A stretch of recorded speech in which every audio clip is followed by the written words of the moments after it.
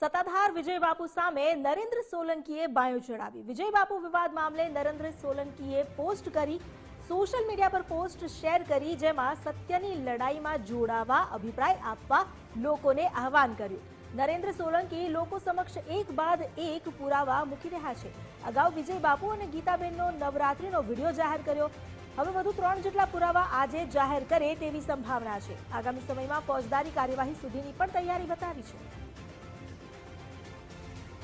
વધુ જાણકારી લઈએ રહીમ લાખાણી પાસેથી। રહીમ, આ વિવાદ જે દિવસે ને દિવસે તૂલ પકડતો રહ્યો છે એવું લાગી રહ્યું છે, કારણ કે શાંત થવાનું નામ નથી લઈ રહ્યું।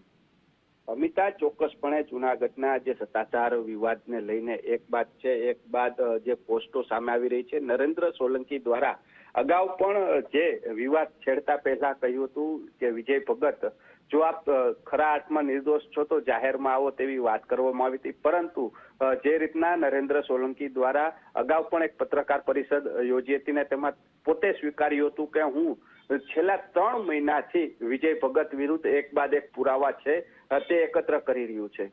પરંતુ જે રીતના વિવાદ વગર જ વિજય ભગતને ત્યાંથી ખસી જવા માટેનું કહેવામાં આવ્યું હતું, પરંતુ તે ત્યાંથી ન જતા આખો આ વિવાદ છે તે વધુ ઉગ્ર બનતો જાય તેવું લાગી રહ્યું છે।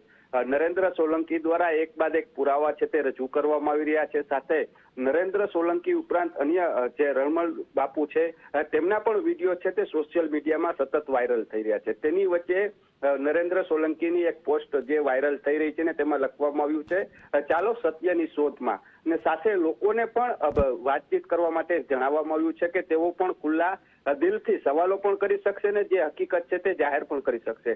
ને સાથે જે રીતના વાત મળી રહી છે કે નરેન્દ્ર સોલંકી દ્વારા વિજય ભગત વિરુદ્ધના વધુ 3 જેટલા પુરાવા આજે જાહેર કરે તેવી શક્યતાઓ છે।